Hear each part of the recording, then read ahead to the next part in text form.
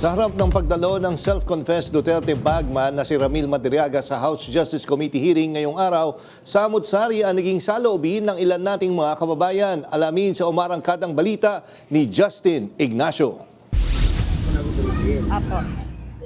Sinalubong ng halo-halong reaksyon ang mga residente sa Barangay West Camias sa Quezon City sa gitna ng mainit na clarificatory hearing kay Ramil Madriaga sa Kamara ngayong araw ng Martes, April 14. Para kay Tatay Benny, isang tricycle driver, mas pinipili niyang wag nang makialam at ipaubaya na lamang sa mga otoridad ang pagresolba sa issue. Yung mga ganyang problema, siguro sila nang bahala kasi itong problema ngayon, yun nga. Kung sa baga, focus muna dito sa mga problema sa ngayon na tumaas yung bilihin. Hindi naman kumbinsido si Tatay Romel sa naging revelasyon ni Madriaga dahil para sa kanya ay gawa-gawa lamang ang mga pahayag nito. Wala yan. Pansit yan. Wala, hindi yan totoo.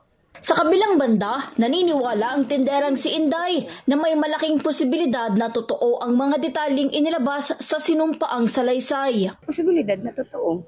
Si Nanay Ter naman ay mas gustong manatiling tahimik muna at abangan ang mga susunod pang mangyayari bago magbigay ng sariling hatol.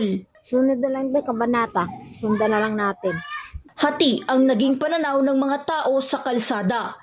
Nananatili namang mapagmatsyag ang buong komunidad habang hinihintay kung saan hahantong ang investigasyon kay Ramil Madriaga kaugnay kay Vice President Sara Duterte. Ako, si Justin Ignacio ng Pure TV News, nagsaserbisyo para sa Pilipino.